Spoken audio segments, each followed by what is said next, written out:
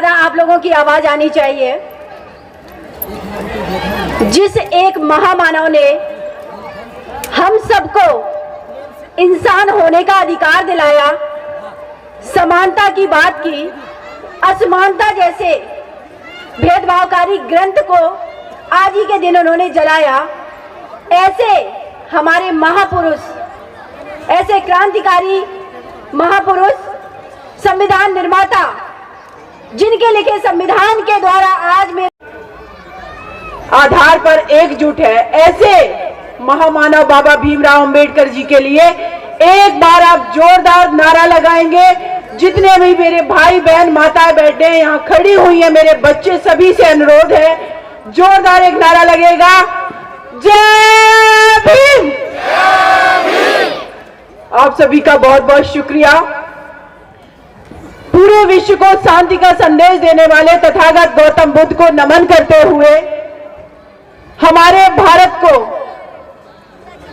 हमारे विविधतापूर्ण भारत को, जहां पर अनेक भाषाएं, अनेक रंग रूप के लोग रहते हैं, अनेक तरीके का खान पान है, उसके बावजूद भी मेरे भारत को एकजुटता की जंजीरों में पिरोने वाले, एकजुटता, अखंडता, एकता को अक्षुण्ण बनाए रखने का लिए जो दस्तावेज जिन्होंने लिखा, बाबा भीमराव अंबेडकर जी को नमन करते हुए इस देश में सामाजिक क्रांति के साथ साथ राजनीतिक क्रांति के दूत मानवर साहब कांशीराम जी को नमन करते हुए बहुजन समाज पार्टी की राष्ट्रीय अध्यक्षा बहन सुश्री कुमारी मायावती जी, जो कि उत्तर प्रदेश राज्य की 4 बार मुख्यमंत्री रही, बहन जी को मैं शुक्रिया अदा करती हूं कि उन्होंने बहुजन समाज पार्टी में मुझे काम करने का मौका दिया और निरंतर मैं आप लोगों के बीच हूं और ऐसी उम्मीद करती हूं कि एक इस देश की जो पार्टी है, जो दबे कुचले शोषित पीड़ित वंचित लोगों की पार्टी है, वो भविष्य में इस देश की शासन सत्ता पर बैठेगी, ऐसी मैं उम्मीद करती हूं। लेकिन वो सब आप लोगों के सहयोग के बिना संभव नहीं है। मुझसे बहुत लोगों ने सवाल किया कि आप बहुजन समाज पार्टी में क्यों, आप तो इतनी पॉपुलर थी। तो मेरे भाइयों, माताओं, बहनों, आप लोगों को एक बात मैं बता देना चाहती हूँ। नो डाउट कि आज हम एक लोकतांत्रिक देश में जी रहे हैं। यहाँ पर हर व्यक्ति का, चाहे वो जनरल कैटेगरी का हो, ओबीसी हो, एससी एसटी माइनॉरिटी हो, जैसे कि बहुजन शब्द का सबसे पहले प्रयोग तथागत गौतम बुद्ध जी ने किया था। उन्होंने समतामूलक समाज की बात की, उन्होंने मानवता को सर्वोपरि रखते हुए काम किया और इस भारत जैसे विशाल देश से पूरे विश्व को यह परचम लहरा दिया कि मानवता ही अल्टीमेट सब कुछ है। ये आगे महात्मा ज्योतिबा फुले, छत्रपति साहू जी महाराज, शिवाजी से लेकर के कितने हमारे महापुरुषों के संघर्ष और बलिदान की देन है कि आज हमारे ये समाज अपने हक अधिकार के लेकर के अवेयर है। यहाँ मेरी जितनी माता बहनें और बच्चे हैं, बहुत लोग जा चुके हैं, उसके लिए मैं माफी चाहती हूँ, मैं लेट हो गई, लेकिन मैं ये बात दावे के साथ कहती हूँ, यहाँ का खड़ा हर बच्चा, अगर मैं किसी से पूछना चाहूंगी कि बाबा साहब कौन थे, तुरंत बता देगा। मानवर साहब कौन थे, तुरंत बता देगा। हमारा मिशन क्या है, तुरंत बता देगा। इसके पीछे सिर्फ कारण ये नहीं है कि उन बच्चों को, उन हमारी बच्चियों को, माताओं बहनों को सिर्फ इन्फॉर्मेशन दी गई है, नहीं, ये हमारा मिशन है। और ये मिशन हमारा वो है कि इस देश का एक हिस्सा होने के बावजूद भी हम लोगों को कभी मुख्य धारा से नहीं जुड़ने दिया। पानी पीने का अधिकार नहीं हमें दिया गया, हमें एक साथ रेस्टोरेंट में खाने का अधिकार नहीं दिया गया, हमें इस देश के अंदर ऐसा व्यवहार किया गया कि हम इंसान ही नहीं हैं। तब फिर उस धर्म की बात होगी जिसने मानवता का पाठ पढ़ाया, और वो है हमारा बौद्ध धर्म, महात्मा बुद्ध, जो कहते हैं कि करुणा ही सब कुछ है। अगर किसी को देख करके आपके आंखों में आंसू नहीं है, आपको दर्द, उस व्यक्ति के दर्द को आप महसूस नहीं करते, तो एक बार अपने अंदर झांक करके देखिए कि आप वाकई में आप मानव हैं। तो फिर सदियों तक मेरे देश के अंदर हमारे अपने लोग जो इतनी पीड़ा में रहे, जिनको शोषित वंचित रखा गया, उनको देख करके लोगों को दर्द क्यों नहीं हुआ? उसी बेटे को दर्द क्यों हुआ? वो अलग बात है कि बाबा एससी समाज से आते थे, लेकिन आज इस मंच पे मैं दावे के साथ कहती हूँ कि एक ऐसा महापुरुष इस भारत की धरती पर हुआ जिन्होंने अपना ही, एससी समाज नहीं, जिन्होंने बहुजन समाज और देश की एंटायर कम्युनिटी के लिए एक बहुत सशक्त संविधान लिखा है। वो संविधान क्या सिर्फ ऐसी समाज को प्रोटेक्ट कर रहा है? नहीं, वो समता मूलक समाज की बात कर रहा है, वो महिलाओं को भी अधिकारों की बात कर रहा है, और साथ ही साथ वो ये भी बात कर रहा है कि किसी के साथ भेदभाव नहीं होगा। इसका मतलब कि उनके साथ भी हम भेदभाव नहीं करेंगे जिन्होंने हमारे साथ भेदभाव किया। ऐसे महापुरुष के विचारों से ये संविधान लिखा गया। समझिए अपनी ताकत को, समझिए अपनी आइडियोलॉजी को, समझिए अपने विचारों को। मैं इस मंच की आयोजन समिति के जितने मेरे भाई हैं उन सभी का मैं तहे दिल से शुक्रिया अदा करती हूँ कि ये कार्यक्रम आप लोग हर साल इसका आयोजन करते हैं, और इस बार इस मंच पर आपने मुझे ये मौका दिया। मैं आप लोगों का तहे दिल से शुक्रिया अदा करती हूँ, और ऐसे कार्यक्रम देश के कोने कोने में होने चाहिए, क्योंकि मानवता का पाठ पढ़ाने वाला जो कार्यक्रम है, जो समता मूलक समाज की बात करने वाला कार्यक्रम है, जिसकी जड़ में ये है कि इस देश का अगर कोई व्यक्ति, चाहे वो किसी भी समाज का है, भूखा है, शोषित है, पीड़ित है, वंचित है, तो उसके लिए हम खड़े हैं। तो फिर ऐसे मंचों से ये बात होनी ही चाहिए। फिर ऐसे समाज को इस देश का क्यों ना करता धरता बना दिया जाए, प्रधानमंत्री बना दिया जाए, मुख्यमंत्री बना दिया जाए, लीडरशिप दे दी जाए, क्योंकि हम ही तो वो लोग हैं जो भेदभाव नहीं करते हैं, भेदभाव के खिलाफ लड़ते हैं। और जो भेदभाव के खिलाफ लड़ेगा उससे बड़ा कोई राष्ट्रवादी नहीं हो सकता है, क्योंकि भेदभाव बॉर्डर पर नहीं हो रहे हैं, भेदभाव अपने देश के अंदर हो रहे हैं, अपने लोगों को नीचा दिखाने के लिए, तोड़ने के लिए, उनके हक अधिकार को छीनने के लिए हो रहे हैं। तो इस भेदभाव से कमजोर कौन हो रहा है? क्या एक सिर्फ कम्युनिटी कमजोर हो रही है? नहीं, ये देश कमजोर हो रहा है।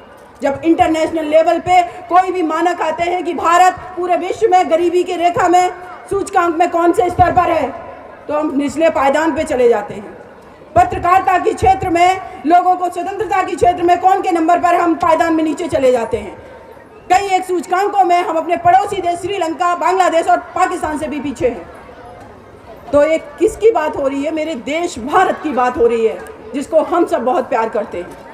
तो ये उस कम्युनिटी को जिसकी बहुसंख्यक आबादी अगर आज भी भूखी सो रही है, शोषित, पीड़ित, वंचित है, पढ़ने का अधिकार नहीं है, उनके पास हॉस्पिटल में व्यवस्था नहीं है, तो ये मेरे देश की अंदर की दशा को दर्शाता है। ये मेरा देश कमजोर हो रहा है। इसीलिए जब बाबा साहब ने संविधान लिखा तो उन्होंने उस संविधान में मौलिक अधिकार दिए। जो प्रीएम्बल लिखी गई प्रस्तावना, जिसमें कहा जाता है कि हम भारत के लोग भारत को एक संपूर्ण, प्रभुत्व, संपन्न, समाजवादी, पंथनिरपेक्ष, लोकतंत्रात्मक गणराज्य बनाते हैं। हम भारत के लोग, और उन हम भारत के लोगों में इस देश का ब्राह्मण समाज, ओबीसी समाज, दलित समाज, एसटी समाज, महिलाएं, थर्ड जेंडर, हर कोई शामिल है। फिर भेदभाव किसके साथ? बाबा साहब ने वो संविधान लिखा सबको रिप्रेजेंट करते हुए कि पूरे भारत की सारी कम्युनिटी के हक अधिकार इसमें समाहित हैं, और उनकी जो इच्छाएं हैं, उनके जो उद्देश्य हैं, वो सब इसमें समाहित हैं। तो ये हम लोगों को विचार करना है कि हम ऐसे समाज से आते हैं, हम ऐसी पार्टी की आइडियोलॉजी से आते हैं, हमारा मिशन इतना स्ट्रांग है कि विश्व के किसी भी मंच पर हम अपने आप को जस्टिफाई कर सकते हैं। वी आर अ मानवतावादी पार्टी। हमारे पास बुद्ध है, हमारे पास बाबा साहब हैं, हमारे पास महानवर साहब कांसी राम हैं, हमारे पास छत्रपति साहू जी महाराज हैं, जिन्होंने सबसे पहले अपने साम्राज्य के अंदर, अपने राज्य के अंदर 50% रिजर्वेशन दिया था। ये रिजर्वेशन कोई किसी को खैरात में नहीं दिया जाता है, चाहे वो संविधान में दिया गया हो या फिर वो छत्रपति साहू जी महाराज ने दिया हो, या किसी भी एजेंसी में कहीं पर भी अगर उनको रिप्रेजेंटेशन है, तो इसके पीछे उद्देश्य है। छत्रपति साहू जी महाराज से एक उनके प्रधान सचिव थे, उन्होंने सवाल किया कि जिन लोगों को आपने रिजर्वेशन दे दिया है, ये लोग तो इस काबिल ही नहीं है कि काम नहीं कर पा रहे हैं। उन्होंने कहा कि अगर ये काबिल नहीं है तो उसके लिए भी हम लोग जिम्मेदार हैं। जिनको हमने अपने समक्ष नहीं बैठाला, जिनको हमने पढ़ाया नहीं, पढ़ने नहीं दिया, पढ़ने से रोका, जिनको हमने पानी नहीं पीने दिया, जिनको हमने इंसान नहीं समझा, अचानक से अगर हमने उनको रिजर्वेशन के माध्यम से नौकरियां दे भी दी, तो हम कैसे उम्मीद कर सकते हैं? ये भी हमारी ही कमी है। और इस कमी को मुझे लगता है कि जो रिजर्वेशन दिया जाता है, और आज भी बहुत लोग छीटाकशी कर देते हैं इस बात की लेकर के कि काबिलियत नहीं है, नंबर कमाए फिर वहाँ पहुँच गए। मैं कहती हूँ इक्वल लेवल पे उन दोनों बच्चों की, चारों पांचों बच्चों की, जितनी एंटायर कम्युनिटी की मैं बात कर रही हूँ, इक्वल माहौल दे दो, एक जैसा वातावरण दे दो, फिर कंपटीशन करवाओ कौन काबिल निकलता है कौन नहीं। डिस्क्रिमिनेटरी फंक्शन में आप इक्वलिटी की बात कर रहे हैं, इसका मतलब है कि जहां डिस्क्रिमिनेशन एक्चुअल में है, एजुकेशन में, हेल्थ में, फूड में, हमारे बच्चों को इस देश के अंदर अगर अभी अगर सर्वे करवा लिया जाए, एनीमिक महिलाओं को अगर देख लिया जाए, या जो कुपोषण के बच्चे हैं, आप देख लेना पर्टिकुलर कम्युनिटी के लोग ही निकलेंगे, बच्चे निकलेंगे। क्यों?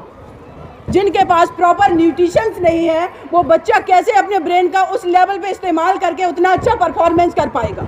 हमारी ये लड़ाई उस लेवल तक होनी चाहिए। रिजर्वेशन तो बहुत छोटी चीज़ है, मिड डे मील जैसा कॉन्सेप्ट क्यों लाया गया?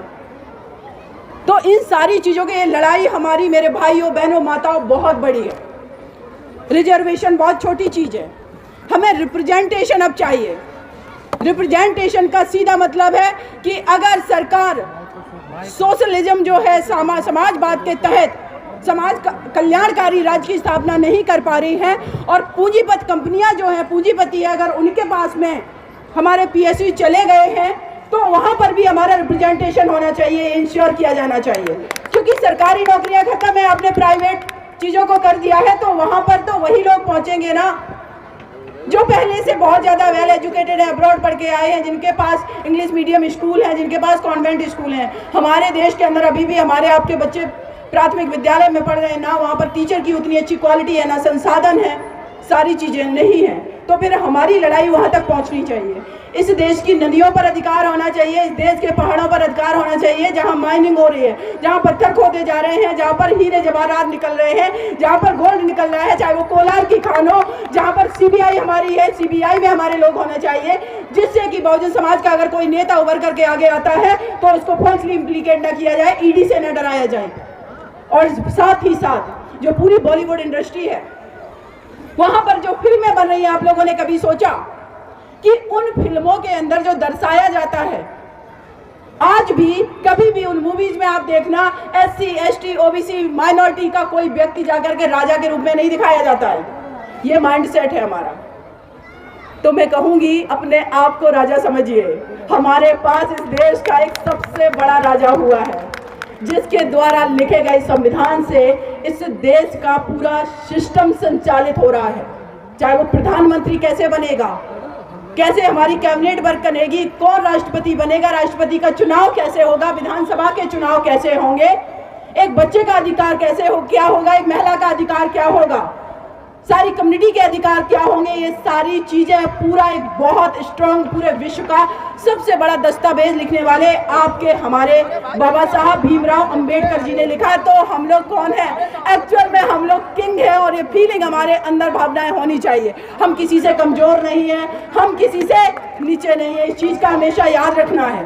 और साथ ही साथ में एक और बात कहूंगी, शाम का समय हो गया, मेरी माता बहनें घर चली गई, उनके ऊपर परिवार की जिम्मेदारी होती है। लेकिन ये बात मैं इसलिए कहना चाहती हूँ कि माता और बहनों से ज़्यादा ये बात मेरे भाइयों को सुनना बहुत ज़रूरी है, और इम्प्लीमेंट उनको करना बहुत ज़रूरी है। आपके घर में जो एक स्त्री है, चाहे वो माँ के रूप में हो, बहन के रूप में हो, आपकी बेटी के रूप में हो, वो भी इस देश की आधी आबादी है।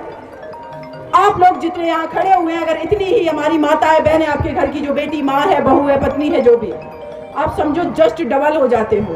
तो आप जितना स्ट्रांग हो, आपके पास जो आइडिया है, आपके पास जो इन्फॉर्मेशन है, आपके पास जो नॉलेज है, आप सोचिए, उस स्त्री को भी आपने उतना ही मौका दे दिया तो आपका मिशन इस देश का सबसे स्ट्रांग मिशन साबित होगा। और बेटियां प्रूव करके दिखा रही हैं।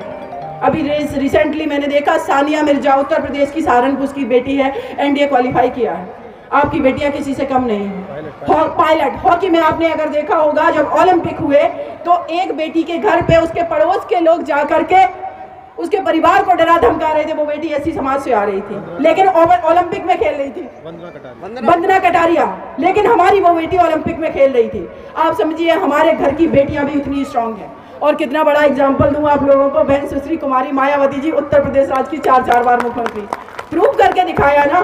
उस बेटी को मौका मिला ना घर से निकलने का, जिद की। आपकी बेटी जिद करती है अगर पढ़ने के लिए, जिद करती है बाहर घूमने के लिए, दुनियादारी को समझने के लिए, निकलने दीजिए उसको। आपका बेटा अगर जिद करता है निकलने दीजिए उसको बनने दीजिए बाबा साहब के विचारों से और एक कदम आगे बढ़ने दीजिए, उसको बनने दीजिए दूसरा अंबेडकर।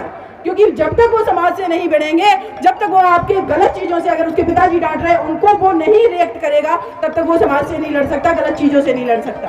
तो अपने घर में अपनी बेटियों को स्ट्रांग बनाइए। लोग मुझसे कहते हैं निर्भया केस में आपने 4 लोगों को फांसी की सजा करा दी। मैम आप सोचिए, मुकदमा मैंने लड़ा है। लड़ना शब्द बेटियों के लिए सूट नहीं करता है। बेटियां तो सीधी, सिंपल, सच्ची, भोली होनी चाहिए, लेकिन मुकदमा तो भाई लड़ना पड़ता है, तो बेटियों को भी लड़ना पड़ेगा। तो बेटियों को घर से लड़ना सिखाना पड़ेगा ना, तब तो कोर्ट में वकीलों के सामने लड़ेंगी भाई। तो लड़ना सिखाइए। और आप लोगों को मैं बता रही हूँ, हाथरस केस का जनवरी महीने में निर्णय आने वाला है। फाइनल आर्गुमेंट पे केस आ चुका है। वो जब मैं उस कोर्ट रूम में थी, आपकी बहन ये अकेली थी हाथरस में, मैं केस को अटेंड करने जाती हूँ। 15-20 वकील आकर के आपकी इस बहन पर सिर्फ उन्होंने हाथापाई नहीं की, बाकी पूरा माहौल बना दिया था। जज को तुरंत ऑर्डर करना पड़ा कि सीमा मैडम को और इनके क्लाइंट को पुलिस घेरे में लिया जाए। कोर्ट रूम के अंदर 5 कांस्टेबलों के घेरे में हम लोगों को लिया गया, लेकिन मैं अकेले भिड़ गई। बोले कौन सीमा कुशवाहा, दिल्ली से आके मुकदमा नहीं लड़ सकती। मैंने कहा तुम कौन होते हो? उनको कास्ट का प्राइड था, उनको मर्द होने का प्राइड था, उनको सीनियर होने का प्राइड था। और आपकी इस बहन ने कोर्ट रूम में खड़े खड़े 5 मिनट के अंदर धराशायी कर दी सारी चीजें। और आज भी दमखम के साथ उसी हाथरस डिस्ट्रिक्ट कोर्ट में मैं जाती हूँ, उस बेटी मनीषा वाल्मीकि के लिए लड़ाई लड़ने, सजा भी करवाऊंगी। तो ये ताकत, ये बल आपकी बेटी को, आपके बेटों को आपके घर से मिलेगा। उसको सिर्फ आप अपनी पत्नी मत समझिए, उसको समझिए एक इंसान। उसको सिर्फ आप अपनी बेटी या बहन तक सीमित मत करिए। उसको सोचिए कि ये जो हमारी बेटी बैठी है, कल बहन सुश्री कुमारी मायावती जी की तरह मुख्यमंत्री भी बन सकती है। माता सावित्रीबाई फुले जी की तरह ये भी विद्यालय और विश्वविद्यालय चला सकती है। जिस दिन ये चीज आपके दिमाग में आ गई, आप बेटों के बराबर अपनी बेटी की देखभाल करेंगे, उसको इक्वल मौका देंगे। क्योंकि बाबा साहब ने ही तो कहा था कि अगर किसी समाज को आपको देखना है कि उसने कितनी तरक्की की है, तो उस समाज की महिलाओं को उनकी दिशा दुशा देख लीजिए। तो फिर इसका मतलब है हम हमारे बाबा साहब के फॉलोअर हैं। तो उन्होंने जो सिद्धांत दिए, उन्होंने जो प्रिंसिपल दिए हैं, वो किसी और के लिए नहीं बोल रहे हैं। वो बोल रहे थे आप अपने पहले घर में इक्वलिटी का माहौल बनाइए। संविधान में तो उन्होंने लिख दिया सरकारों से तो हम हक अधिकार से छीन लेंगे क्या, लेकिन अपने घर के अंदर हमने बहन बेटियों माताओं को उसी तरीके का अधिकार दिया है। मैं दावे के साथ कहती हूँ, अभी भी 90% ऐसे परिवार हैं जो अभी भी अपने घर की स्त्रियों को बराबर लेवल पे नहीं नापते हैं। वो अभी भी यही समझते हैं कि जब मैं ऑफिस से वापस आऊँ, बिजनेस करके वापस आऊँ, अब मेरे कपड़े उठाएं, कपड़े धुलें, किचन में जाएं। एक बार अपनी पत्नी का, अपनी बेटी का हाथ पकड़ करके बैठा लिए और उससे कहिए कि देश की इकोनॉमी ये हालात में है, आपको बेटा हो सकता है भविष्य में आप आगे बढ़िए, दुनियादारी को समझिए, आपको भी विधायक बनना है, आपको भी एमएलए एमपी बनना है। जिस दिन आप कहोगे आपकी बेटी, आपकी पत्नी के अंदर वो कॉन्फिडेंस होगा, मैं दावे के साथ कहती हूँ वो परिवार भी चला लेगी, वो समाज भी चला लेगी, आपकी जिम्मेदारियां भी कम हो जाएंगी। क्योंकि हमने अपने कंधों पर बोझ क्या ढो रखा है, घर हम चलाते हैं, पैसा हम कमाएं, तुम तो घर में बैठी हो। उसको उस काबिल तो बनने दो, उसको उस काबिल मौका दे दो, आपका वजन कम कर देगी, आपकी जिम्मेदारियां घटा देगी, तो आप भी समाज के लिए, मिशन के लिए तत्पर होकर के टाइम दे के काम करेंगे। हिस्सेदारी, भागीदारी, वो पार्टनर है आपकी, चाहे वो बेटी हो चाहे पत्नी हो। इस पार्टनरशिप को समझिए और इस पार्टनरशिप को समझते हुए उसको भी आगे करिए। मिशन दिन दूना रात चौगुना ना बढ़ जाए तो मेरा नाम भी सीमा नहीं।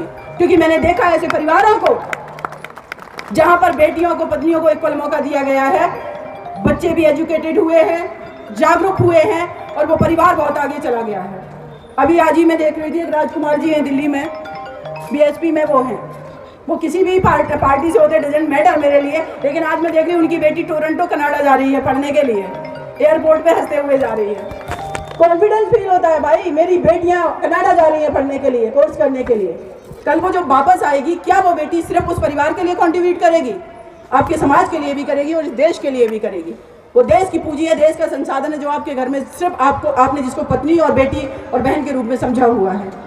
तो आगे मैं यही कहूंगी कि वो बाबा साहब भी आज अगर होते तो वो भी यही कहते कि एक कदम और आगे बढ़ करके मौका एक बेटा है सुशांत, जिन्होंने लंदन में इलेक्शन फाइट किया और जीते भी। उनकी माँ भी हमारे मंच पर है। आइए आंटी, आपको बहुत बहुत सैल्यूट है, आपको बहुत बहुत सैल्यूट है कि देखिए भारत ही नहीं अंतर्राष्ट्रीय स्तर पर मेरे बच्चे परचम लहरा रहे हैं। आपके बीच में ये पूरी टीम हमारी खड़ी हुई है जिस इस कार्यक्रम का आयोजन कर रहे हैं। सूरज भाई हैं इधर, स्वयं अम्बेडकर जो है, इनके भाषण तो आप लोगों ने सुने होंगे। 10 मिलियंस में फॉलोअर्स हैं, जाते हैं, सब्सक्राइबर हैं। तो हमारे आपके बीच के युवा निकल करके आगे जा रहे हैं, तो उनको और मौका दीजिए और ईमानदारी से आगे बढ़िए। साथ में ही देखो एक चीज़ बहुत ज़रूरी है, जितना मैं समझती हूँ किसी भी मंच पर, कि जो लोग मेहनत करते हैं उनके नाम का रिकॉग्नाइजेशन बहुत ज़रूरी है। तो ये बौद्ध महोत्सव जो आयोजन समिति है, उसके मेरे सभी भाइयों का अगेन शुक्रिया अदा करती हूँ। साथ में ही श्रद्धेय श्री SP आनंद सर जो कि अध्यक्ष हैं, श्रद्धेय Vinod Bauddh sir, KP Singh sir, Sundarlal sir, Hariom Swami ji, Mohar Singh बौद्ध जी, सूरजपाल एडवोकेट भाई, चेतन आज़ाद जी, मोहन किशोर जी, सीमा बौद्ध जी, राजेंद्र गौतम जी, शिवानी बौद्ध जी, रेशम सिंह बौद्ध, अरविंद बिम्बसारी जी, राज सिंह जी, रवि राज जी, संतोष बौद्ध जी, जसवीर कुमार जी, राज रतन भास्कर जी, संजीव सत्यार्थी जी, जितेंद्र सिंह जी, रजनीश जी, सतीश बौद्ध जी, डॉक्टर राधेश्याम जी, और आंटी आपका नाम क्या है? मालती गौतम। मालती गौतम आंटी जी का भी शुक्रिया अदा कि उन्होंने अपने बेटे को इस काबिल बनाया कि वहाँ पहुँचा दिया। और लंदन में इलेक्शन जीता है जी। हाँ, हम लोगों से मिले भी हैं, प्रशांत एक कार्यक्रम में, हाँ सुशांत जी हम लोगों से एक कार्यक्रम में भी मिले थे, हम उनसे भी कांटेक्ट में हैं, लेकिन रेगुलर बेस पे कन्वर्सेशन नहीं होता है। तो मैं यही कहूँगी कि एक लड़ाई हमारी जो है राजनीतिक सत्ता हासिल करने की है, सामाजिक भागीदारी समतामूलक समाज की है, लेकिन उससे भी ज़्यादा बड़ी लड़ाई है हमारी मिशन की, और उस मिशन में हमारी बहलाओं की भागीदारी की बहुत ज़्यादा आवश्यकता है। उनको हक अधिकार दिए बिना ये संभव नहीं होगा। आप सभी का बहुत बहुत शुक्रिया अगेन। और त्रिशला मेरी छोटी बहन आ जाओ, आवाज़ नहीं, ऐसी मेरी कितनी बेटियां हैं। इधर मैं आपका नाम भूल रही हूँ, ये पहले क्या निशा बौद्ध जी हैं, मैं सबका नाम नहीं ले सकती। ये छुटकी हमारी खड़ी हुई है, हमारे साथ चुनाव प्रचार में उत्तर प्रदेश में थी। मेरी बेटियां देखिए, मैं देखती हूँ, रिपोर्टिंग आप लोग देख लीजिए। जितने भी बहुजन समाज के हमारे YouTube चैनल हैं, आप सभी को मैं सैल्यूट करती हूँ। मेरे भाई भी उस मुद्दे को उठाते हैं, लेकिन मेरी बेटियाँ भी कम नहीं हैं। लिमिटेड अपॉर्चुनिटी में रोशनी बौद्ध हो गई, निशा बौद्ध जी हो गई, आपका नाम मैं सविता खुशी, सविता खुशी जी। अब पीछे से आवाज आ रही, मिलिंदर गौतम जी को क्यों नहीं बोल रहे हैं? तो देखिए हम यहाँ पर डिस्क्रिमिनेशन नहीं कर रहे हैं, लेकिन मुझे लगता है मेरी बेटियों को ज्यादा रिकॉग्नाइज हमें करना चाहिए, जिससे उनका कॉन्फिडेंस आए। और SDM साहब गंधर्व सेन अम्बेडकर सर वहाँ बैठे हुए हैं, ये खड़े हुए हैं। तो देखिए मैं सबका नाम तो नहीं ले सकती हूँ, लेकिन आप सभी के लिए सच में मेरे दिल में बहुत ज्यादा प्यार सम्मान है। हम लोग एक परिवार की तरह हैं और एक दूसरे का हाथ पकड़ करके सहयोग से हमें आगे बढ़ना है। मानवर साहब ने यही सिखाया था, एक दूसरे को डांट लो, गुस्सा कर लो, लेकिन जहाँ मिशन की बात आए एकजुट हो जाओ, जहाँ परिवार में भागीदारी की बात आए एकजुट हो जाओ, सब आगे बढ़ जाओ। आप सभी को बहुत बहुत शुक्रिया, जय भीम। और मुझे लग रहा है कि मैं यहाँ पर आपको देख रही हूँ, आप फेसबुक पर हैं क्या? आप जो क्या नाम है आपको? हेलो, आप एक बार ऊपर आइए। आजा भाई। ये पर्सन जो हैं इनको मैं फेसबुक से देख रही हूँ और आज मैंने रिकॉग्नाइज कर लिया, इस जगह पर इनको आइडेंटिफाई कर लिया। ये बहुत ही इंटेलिजेंट तरीके से मुद्दों को उठाते हैं, चाहे वो मुस्लिम समाज में रिफॉर्म की बात हो, चाहे वो महिलाओं के मुद्दे हो, और चाहे वो साइकोलॉजी लोगों की हो कि किस तरीके से फीमेल रिएक्ट करती है।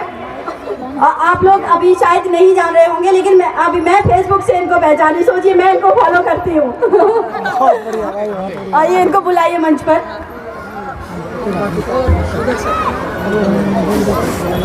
अपने शशि भूषण जी भी हैं। शशि भूषण भाई का अरे आपकी तो गायकी जो है विश्व प्रसिद्ध है जी।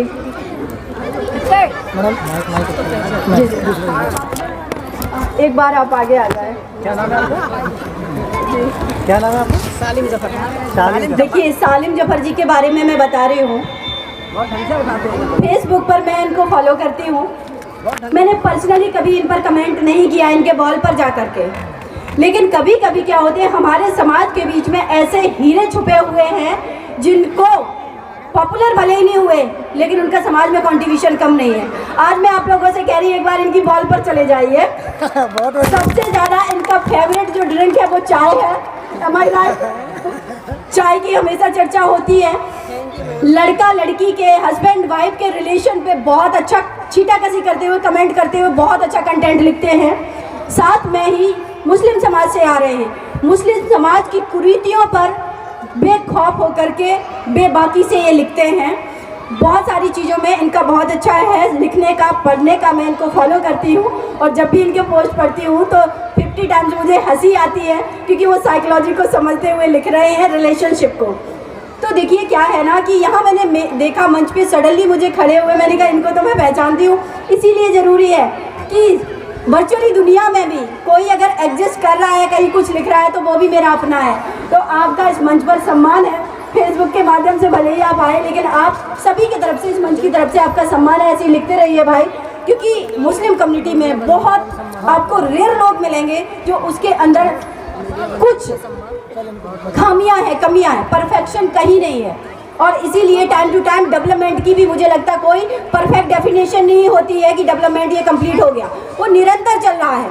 तो ऐसे ही मेरा इस चीज़ को लेकर के मानना है कि कोई भी रिलीजन हो उसमें हमेशा ये संभावनाएं होती है कि कुछ कमियां खामियां हैं, उन पर हम कुठाराघात करें और एक परफेक्शन की तरफ जाए। परफेक्शन का मतलब सिर्फ यही है कि एज ए ह्यूमन बीइंग हम हर किसी को एक्सेप्ट करें, उनकी डाइवर्सिटी को एक्सेप्ट करें, उनके थॉट को एक्सेप्ट करें, समझें। तो आपका बहुत शुक्रिया, मेरी पूरी टीम का, यहाँ आयोजन समिति का अगेन शुक्रिया, मेरे सामने खड़े सभी माता बहनें भाइयों का, मीडिया के बंधुओं का बहुत बहुत शुक्रिया। और मीडिया के बंधुओं को एक और चीज़ कहूँगी, देखिए सभी लोग आरोप लगाते हैं गोदी मीडिया क्योंकि वो मोदी जी की और सब की बात करता है। तो भाई आप महाजन मीडिया है तो भाई बीएसपी की आलोचना कम, थोड़ी समालोचना ज़्यादा शुरू कर दीजिए, वो बहुत आवश्यक है ना। अदरवाइज तो आप भी इनडायरेक्ट वे में उन्हीं को फेवर कर रहे हैं, है ना।